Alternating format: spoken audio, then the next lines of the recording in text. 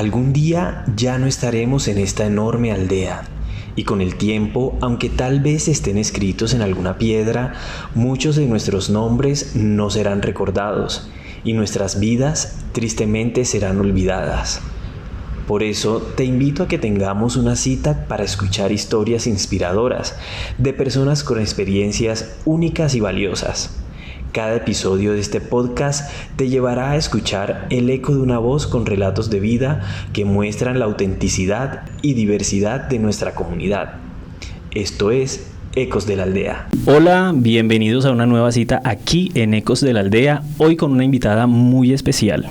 Ella se llama Mayerlyn Vera, socióloga, magíster en Desarrollo Humano y fundadora de Huellas de Arte, Fundación Huellas de Arte. Maye, bienvenida, muchas gracias por aceptar esta invitación a esta cita aquí en Ecos de la Aldea. Gracias por haber aceptado participar en este espacio. Gracias a ti, Orlando, por invitarme.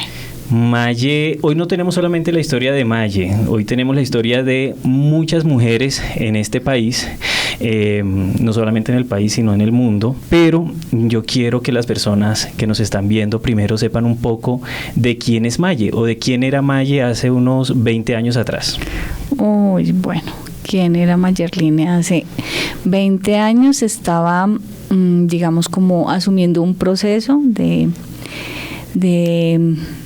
crear la organización, pero sobre todo de haber compartido con muchas mujeres que vivían con VIH, de conocer sus experiencias de vida y de asumir el diagnóstico siendo mujer más o menos sobre ese tiempo.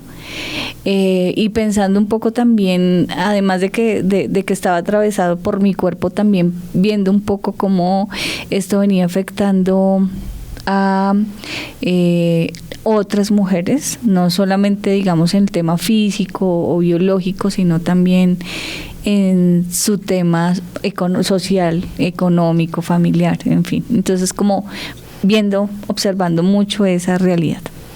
Vale, Fundación Huellas de Arte. ¿Qué tipo de población llega a la Fundación Huellas de Arte? Bueno, Huellas de Arte nace, de hecho somos Fundación Huellas de Arte Mujeres Viviendo con VIH y SIDA. Y se llama así porque en nuestros inicios algo que veíamos como una cosa que no estaba siendo atendida por ese momento era como la sostenibilidad de las mujeres. Y porque muchas llegaban, algunas mujeres diagnosticadas habían sido en su mayoría mujeres amas de casa que no tenían una formación o una habilidad o no tenían, digamos, la parte productiva más que ser cuidadoras, y empezamos entonces a hacer velas para vender a través de la fundación. Y el hacer velas era que también tallábamos velas. Y en ese ejercicio de tallar las velas, por eso es como se llama arte, pero también porque hacíamos como otras cosas, pero también porque queríamos dejar huella en esas mujeres. Entonces un poco ese ejercicio de hacer velas fue bien importante porque empezó a mostrar que era como una laborterapia. Y eso, ¿cómo se daba? Que mientras las mujeres iban, tallando las velas, iban contando sus experiencias de vivir con VIH. Y entonces entre ellas se encontraban las particularidades, ¿no? Como el rechazo en la familia, como el tener hijos, como no poder hablar públicamente del diagnóstico, como tener miedo al estigma y a la discriminación. Y así, por esas razones que nos llamamos Huellas de Arte, y básicamente esa es como la esencia de la fundación en un principio. Vale, y me parece muy interesante, y tengo que confesar que antes de iniciar este podcast buscaba como un poco de esa información, porque es que se habla mucho del hombre con el VIH, pero el tema de la mujer no es una temática muy abordada. Pensaría que no existen caras muy visibles en el país frente a este tema, o por lo menos no desde lo mediático, y me parece muy interesante ese trabajo que has venido realizando. Pero sí me gustaría preguntarte cómo es, pues hablando de pronto un poco de cifras, ¿no? ¿Cómo es ese estado, esas cifras de mujeres con VIH en el país? Bueno, pues yo creo que en este momento no tengo, quiero decirte, digamos, como de manera tal vez como informativa, es que con relación al VIH hay una cosa que pasa, y es que todo se centra como en un segmento poblacional que se llama la población clave, y esa población clave es, digamos, están los hombres que tienen sexo con otros hombres, que son como los hombres que no necesariamente están en la comunidad LGBTI, las mujeres trans, están también las personas que se inyectan drogas o las personas usuarias de drogas inyectables, las mujeres que ejercen actividades sexuales pagadas, y lo que indica también, digamos, está visto desde ahí, esa es una mirada muy epidemiológica que lee la respuesta, lee, digamos, en dónde está la mayor parte de las mujeres, de la población con VIH concentrada, ¿sí? Y en ese sentido las mujeres están en una mínima proporción, ¿sí? Y porque frente a eso que tú planteabas, que primero no hay mucha visibilidad, y creo que tiene que ver con que las mujeres no necesariamente piensan, o siempre, yo creo que siempre piensan en que revelar su diagnóstico no solamente las afecta a ellas, sino a su vínculo inmediato, que pueden ser sus hijos, que pueden ser sus hermanos, su familia. Entonces creo que hay una mayor reserva, pero está muy conectado también con ese ejercicio de endodiscriminación de las mujeres, ¿sí? Entonces, en menor proporción está en las mujeres, en una proporción muy pequeña. Sin embargo, los casos cada vez aumentan, ¿sí?, en las mujeres. Ok. ¿Y qué significa para una mujer en nuestro país vivir con VIH? Bueno, yo creo que lo primero que pasa, o sea, quiero decirte que del tiempo de hace 20 años ahora, sí hay unas diferencias, digamos, en cómo se aborda la infección en términos de poder tener medicación, por ejemplo. No hay las mismas barreras que había hace 20 años, pero yo creo que cosas que no cambian es que, primero, la vía de transmisión que tienen las mujeres al VIH en su mayoría son sus parejas, casi siempre sus esposos o las personas con las que más han, digamos, generado relaciones de confianza o afectivas, que está muy ligada con eso del amor romántico. Y en menor medida pueden ser las mujeres que hayan tenido, no sé, que sean mujeres que hayan ejercido actividades sexuales pagadas, y que ellas incluso no se infectan necesariamente con sus clientes, sino con sus parejas habituales o con sus parejas confiables, pues. Entonces creo que ahí ellas empiezan a vivir una realidad. Yo pienso que desde mi lectura es... el VIH está casi siempre, no ha cambiado, digamos, una parte que no se ha trabajado socialmente es el estigma y la discriminación. Y creo que hay mucho temor, ¿sí? Mucho temor, no solamente porque hay desinformación en relación a las formas en las que se transmite el VIH, sino que está muy ligado con cómo lo adquiriste. Y ese cómo lo adquiriste también está muy relacionado como con tus comportamientos sexuales, ¿sí? Si son apropiados, si son inapropiados, ¿no? Que casi siempre se asocian con una palabra que se llama la promiscuidad, ¿no? Uh-huh. Que tiene una connotación bastante negativa y que pues hace que sin duda las mujeres sienten un mayor temor, digamos, a esa sanción, censura social, a ese estigma, ese rechazo, y creo que lo viven, digamos, con mayor fuerza las mujeres, sí, porque no tienen las mismas herramientas para asumirlos. Entonces, en su mayoría son mujeres amas de casa que, pues, tienen miedo primero en asumir, digamos, el diagnóstico, porque este diagnóstico, si bien es cierto que es un diagnóstico que tú puedes manejar con medicación y que es una infección que finalmente se controla y que la expectativa de vida es bastante amplia ahora, pues también tiene que ver mucho con el tema de la endodiscriminación, que es como yo no me acepto, ¿cierto? Yo todavía, para mí no es normal que yo tenga una condición de salud, y creo que se centra más en esa censura social, ¿sí?, que en los aspectos biológicos, por decirlo de alguna manera. Entonces creo que ahí es donde las mujeres lo viven distinto a los hombres, y creo que el mayor miedo es el estigma, la discriminación y el rechazo de la familia, de los hijos, ¿sí? El rechazo social, es bastante fuerte, digamos, en ellas. Por esa razón, muy pocas mujeres, digamos, son visibles, ¿sí? O mediáticas, como lo estabas mencionando ahora. De hecho, por ejemplo, yo conocí una influencer, pues una chica que está muy activa en el TikTok. Ella es una mujer de Bucaramanga. Y ella, por ejemplo, justamente el otro día comentaba que sí hay como un ejercicio de el ciberbullying que llaman ahora. Uh-huh. Y ella dice, claro, así como ella ha podido transmitir desde este medio, digamos, sus experiencias con relación a vivir con VIH, también se ha sometido a bastante censura en relación y ciberbullying. Entonces creo que pues cada persona evalúa si es lo suficientemente fuerte para asumir eso, o si de una manera distinta dice como, no, mejor no lo asumo y no quiero ese riesgo, ¿sí? Creo que es un poco a lo que se afrontan las mujeres, o se enfrentan, perdón. Vale, y digamos, precisamente ese tema de afrontar el diagnóstico, ¿cómo lo manejan? Desde la fundación, me refiero, o por lo menos allí, ¿en qué etapa llegan las mujeres? ¿Cuál es ese apoyo que brinda la fundación? Y digamos, ¿cómo ayudan a transformar esas vidas, a aceptar que tienen este virus? Que, bueno, antes de eso, creo que también es bueno, digamos, los términos, ¿cierto? Aprender un poco a manejar esos términos. Es un virus, es una enfermedad, primero que todo, y bueno, como cuando llegan a la fundación, ¿cuál es ese apoyo que reciben y cómo se transforman las vidas de estas mujeres? Bueno, entonces si quieres tomemos primero cómo las transformamos y luego hacemos la claridad entre VIH y SIDA, y un poco poder tener ahí como esa diferenciación y esa claridad. Uno de los, digamos, como el valor agregado que tiene nuestra fundación es que tenemos una cosa que se llaman gestoras pares, y son mujeres que llevan en la organización como 11 años, ¿sí?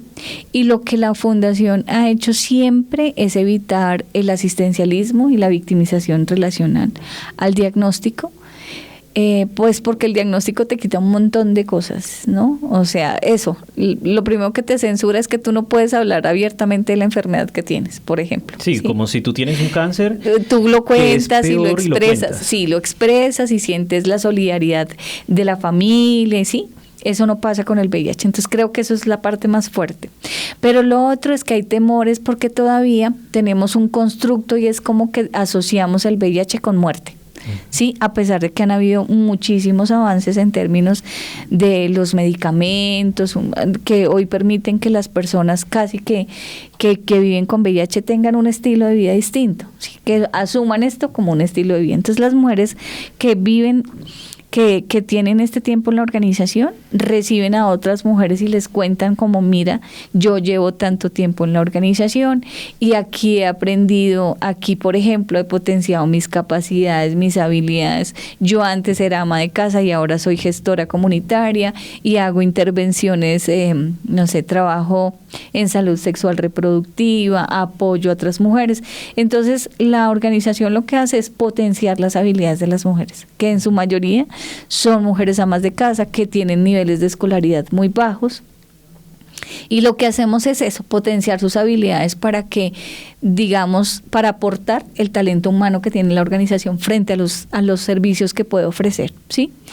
Y hay otras que deciden no quedarse en este camino, pero que sí aprenden paradas un poco en algo que yo considero que hace el VIH en relación a las otras enfermedades o infecciones, es que sí te para como sujeto de derechos, sí te enseña a vivir los derechos, sí, a exigir los derechos y estar parado en una lógica de los derechos. Entonces ahí tú empiezas a tener sobre todo mucha información que te permite poder comunicarle mejor al otro, porque siento que también una cosa que pasa socialmente es el miedo, ¿cierto? Pues por un lado es, digamos, el tema de la censura y como, uno, ¿cómo podría decirlo? Como más allá de la censura es como ese morbo que hay, ¿sí? Uh-huh. Frente a poder satanizar la conducta del otro, que eso casi siempre nos gusta, para poder decir como, lo que pasa con las mujeres, si se meten por un callejón y les pasa, bueno, pues ella se metió por allá, pues es que se lo buscó. Para justificar el por qué se contagiaron. Exacto, se infectaron, ¿sí? No se infectaron. Entonces, en ese sentido uno dice como, bueno, aquí las mujeres aprenden eso, aprenden a asumir el VIH como una condición de salud, como un estilo de vida, ¿sí? Como una infección de transmisión sexual que es crónica, que además aprenden en términos del autocuidado es a ser adherentes a su tratamiento y atender que si son adherentes a su tratamiento van a reducir sustancialmente la posibilidad de infectar a otras personas, que creo que también es el temor, ¿cierto? Porque siempre las mujeres cuando son diagnosticadas les dicen como, usted si va a tener una relación con otra persona les tiene que decir de una vez que usted tiene VIH. Pues eso no es tan cierto, ¿sí? Porque una relación de pareja es de dos, ¿no? Es decir, yo tengo que tener por principio el tema del autocuidado y la protección, ¿sí? Y creo que eso también hace mucho peso en las mujeres, porque las mujeres manejan o inhiben en su mayoría la sexualidad después del diagnóstico, justamente para no enfrentarse a eso. Entonces, las mujeres empiezan a tener todas esas herramientas a través de otras mujeres, ¿sí? Eso es lo que nos diferencia, por ejemplo, de una EPS en donde hay una trabajadora social y donde hay un psicólogo. Entonces nos diferencia porque nosotros hacemos lo comunitario, ¿sí?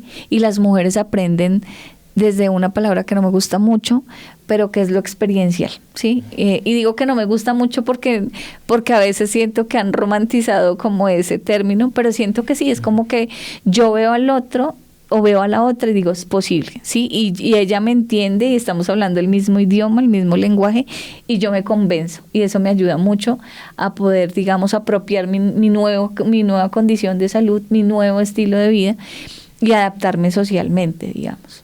Ok, bueno, y entonces hablábamos de esa diferencia. Bueno, primero VIH, si es una enfermedad o es un virus. Y segundo, y era un punto que ahorita me corrigió y que también lo traía en la cabeza, ¿se contagia o se transmite? Ok, entonces el virus se llama virus porque tiene unas vías específicas de transmisión, que son 3, ¿sí? Las relaciones sexuales que pueden ser anales, vaginales u orales, sin protección.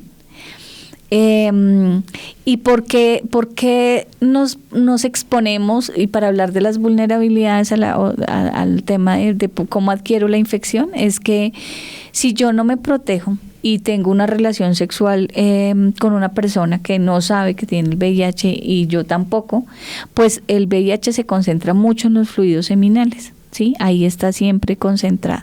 Entonces, si yo tengo relaciones sexuales no protegidas, bien sea los líquidos, desde los líquidos preeyaculatorios hasta terminar la relación, ahí está siempre concentrado el virus.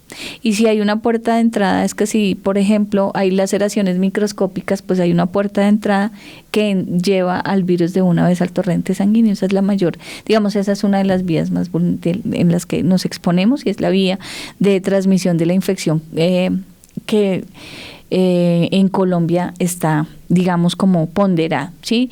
Luego sigue la prevención, la transmisión perinatal, que es la de madre a hijo y que se puede dar durante el tiempo del parto y en la lactancia. Por eso ya hoy hay niños de mujeres viviendo con VIH que nacen sanos porque hay unos protocolos establecidos para ello y que no lactan. Las mujeres, digamos, con VIH eso también es un costo muy alto porque no pueden amamantar a sus hijos y se pierde esa conexión. Es algo bien complejo que afecta mucho a las mujeres. Y lo otro que también, la otra vía es como el intercambio de agujas, ¿sí? Que se puede dar, como ahí entra la población que tiene, que usa drogas y es drogas inyectables en su mayoría, que esa vía puede ser una vía de una jeringa que pasa de una aguja inmediatamente a mi torrente sanguíneo y ahí se puede dar esa exposición.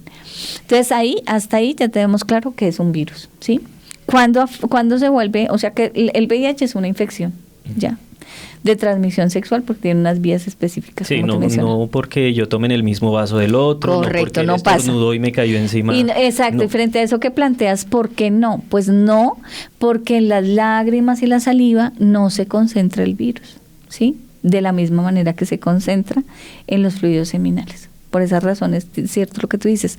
Una persona que vive con VIH, si toma y tú tomas de ese mismo vaso, pues no te va a pasar nada. Si tiene gripa, se te pasa. Si tiene cualquier otra cosa, se te pasa.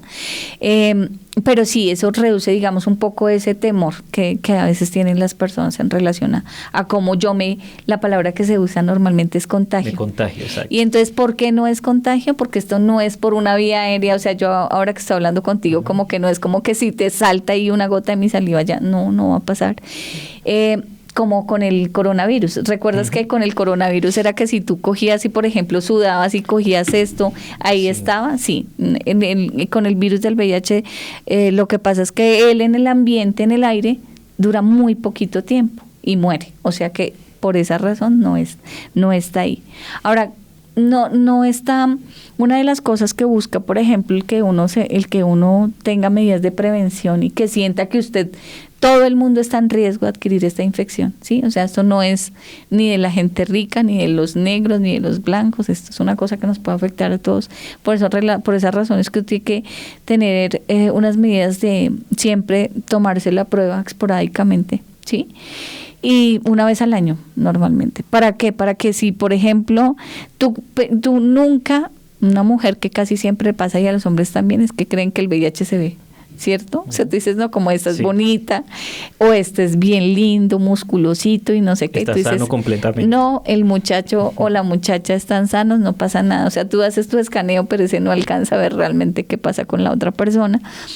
Y por eso es súper importante que si las personas se toman las pruebas, hayan diagnósticos tempranos, porque eso evita que las personas lleguen a fase SIDA, ¿sí? Porque el virus demora bastante tiempo y dependiendo de cada organismo en aparecer. Por esas razones que sí, ahí es donde sigue manteniéndose, ahí ya se vuelve una enfermedad, pero es porque aparecen otras enfermedades que están asociadas. Pero mientras el VIH, una persona sea asintomática y sabe que vive con VIH, va a mantenerse como una infección de transmisión sexual ya. Sí, es una enfermedad crónica o es una condición crónica de salud porque todos los días hay que tomar medicación y porque hay que chequearse regularmente.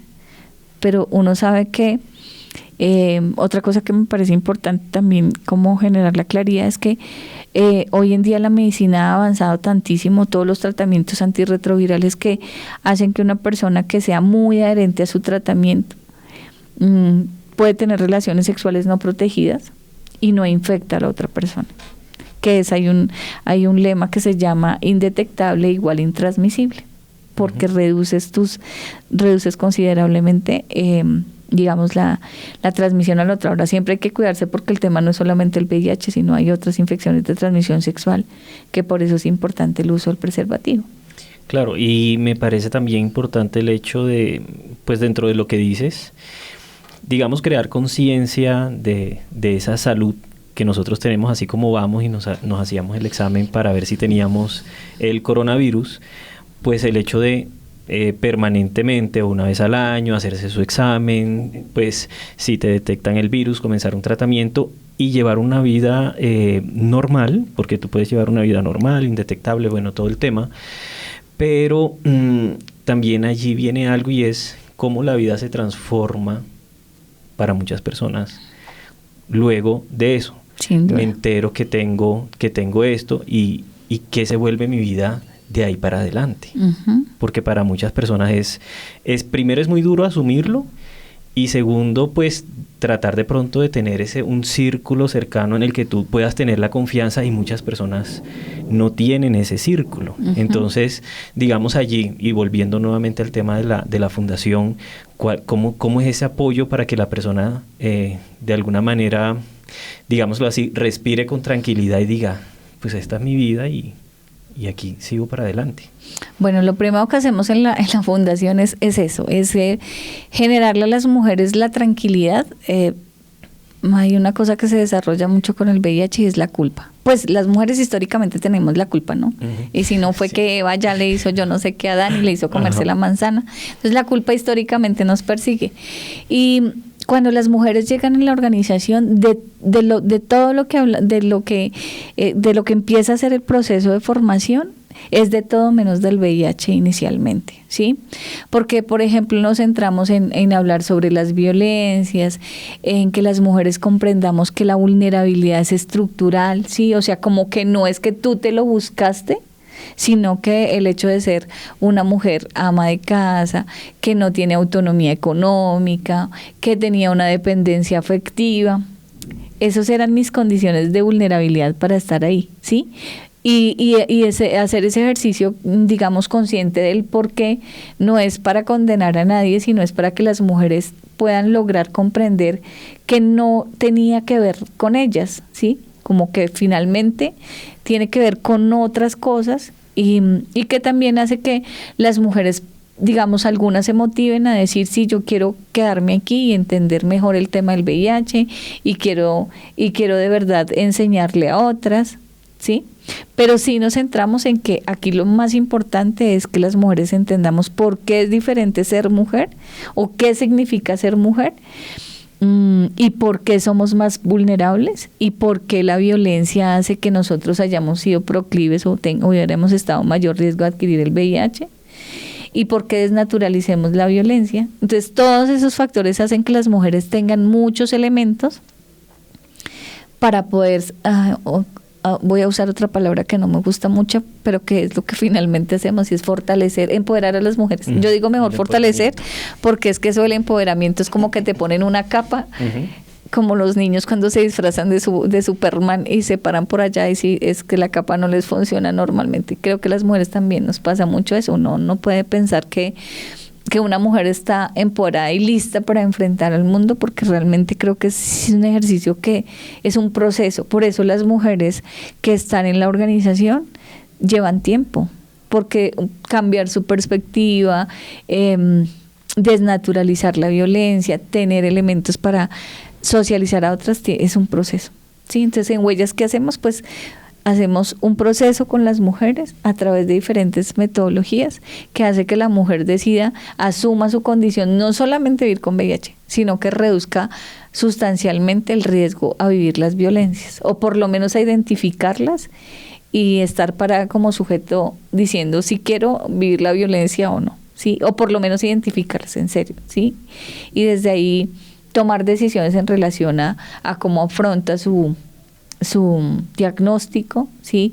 Cómo vive su condición de ser mujer con VIH, cómo asume el tratamiento, por ejemplo. Hay algunas mujeres que tienen problemas, tienen dificultades para asumir su tratamiento. Y entonces ahí también las acompañamos porque no hacemos ejercicios de censura como suele pasar, digamos, en donde las atienden, ¿no?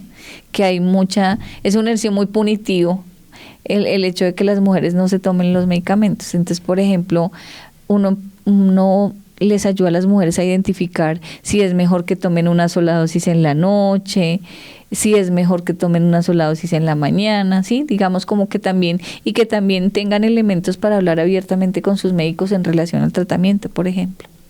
Bueno, Maye, pero algo que me parece muy chévere en el tema de la fundación, y es que tú creas o fundas la fundación. Tú creas este espacio para mujeres y bueno, empieza a llegar población a ser ayudadas y todo este tema, pero la fundación también te ha transformado a ti. O sea, tú no sé, asumo que no. De pronto hubo un punto en el que tú dices, bueno, voy a formar esto, pero tú lo formas no ya, digamos, de alguna manera transformando tu vida, sino que ya tú creas este espacio, pero la fundación te lleva a transformarte también, porque tú antes de esto no eras socióloga, decides profesionalizarte y bueno, ¿cómo ha sido, ahora sí volviendo un poco más a esa historia de vida tuya más personal, cómo se comienza a transformar Maye con su fundación? Bueno, yo creo que la fundación me transformó porque yo creo que una de las cosas que adquirí fue como siempre hacer ese ejercicio de hacer feedback en el proceso de la organización. Y cuando iniciamos, siempre tuvimos apoyo de estudiantes de universidades, de profesionales externos. Y una cosa que yo veía era que ellos no lograban interpretar lo que nosotros queríamos decir. Y en los escenarios de incidencia política en los que yo estaba, veía que estos profesionales también eran demasiado tecnócratas, muy parados en estar desde la academia leyendo la realidad que yo quería contar, y decía como ahí hay un cortocircuito en esa comunicación y no logro mi objetivo, ¿sí? Y entonces, ¿y cuál era el objetivo? El objetivo inicial era que la sociedad comprendiera, a pesar de que lo enunciaba, lo comprendiera esa diferencia entre ser hombre con VIH y ser mujer con VIH, ¿sí? Y eso me hizo estudiar sociología. Y eso me dio muchísimos elementos y generó, digamos, cambios significativos, no solo en el lenguaje, digamos, como en mi activismo, ¿sí? En cómo yo comunicaba, porque creo que una de las cosas que pasa es que casi siempre, si tú no tienes una formación académica, se genera como una simetría en ese relacionamiento social, ¿sí? Tú le vas a dar más valor a quien tiene una formación académica solamente, porque eso además es un constructo cultural que tenemos.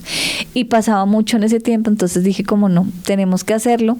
Y creo que fue enriquecedor, primero porque logramos la meta, y entonces en ese momento nosotros acompañamos desde Huellas de Arte un proceso que ha tenido como 10, 11 años de evolución, que es de incidencia política, y es hacer un proceso de formación a través de la Red Nacional de Mujeres Populares Tejiendo Vida, que era generar un movimiento social de activismo de mujeres con VIH, que ya venía formado desde Cali con otra compañera, y que lo retomamos y le dimos todo el nivel técnico a ese discurso.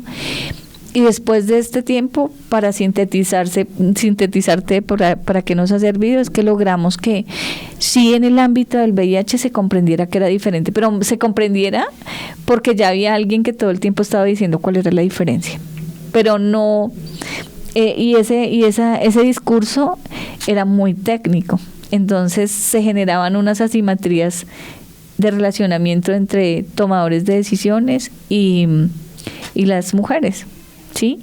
Y también me permitía tener habilidades para ese diálogo muy técnico, socializarlo con las compañeras. O sea que eso permitió fortalecer el movimiento social en VIH, hablando de las mujeres. Logramos que el condón femenino fuera una realidad, por ejemplo, hoy.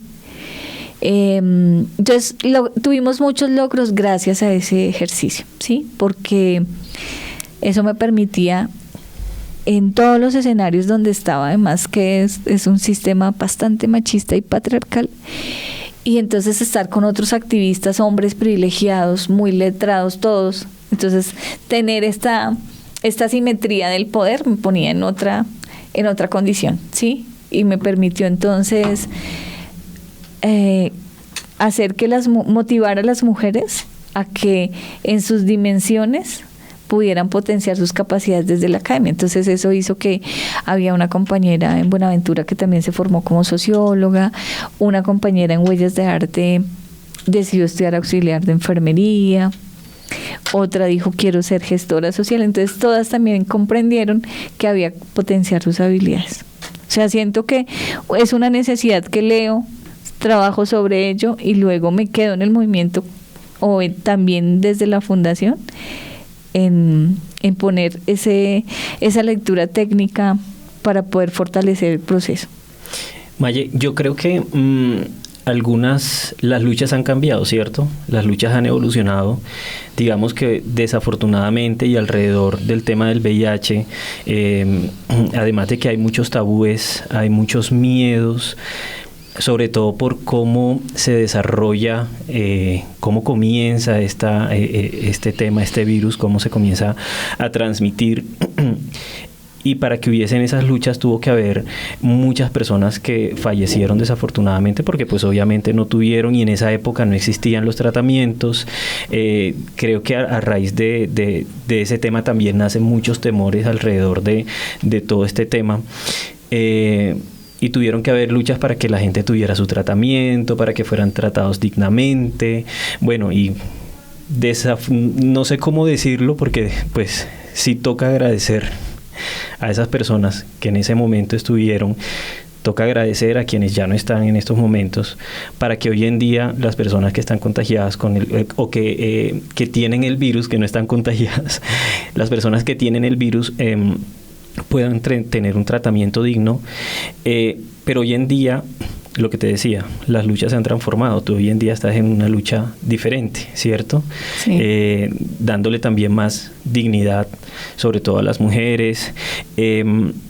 Pero ¿qué falta? ¿Qué falta alrededor de este tema para que sea tratado de alguna manera normalizarlo, ¿no? O sea, normalizar hablar del tema y que la gente no esté como tan prevenida en el sentido de, bueno, tienes VIH, yo me alejo de ti. No esté tan prevenida en ese tema, pero sí se atreva de pronto a ir a hacerse su examen o a hablarlo abiertamente. ¿Qué hace falta en esas luchas?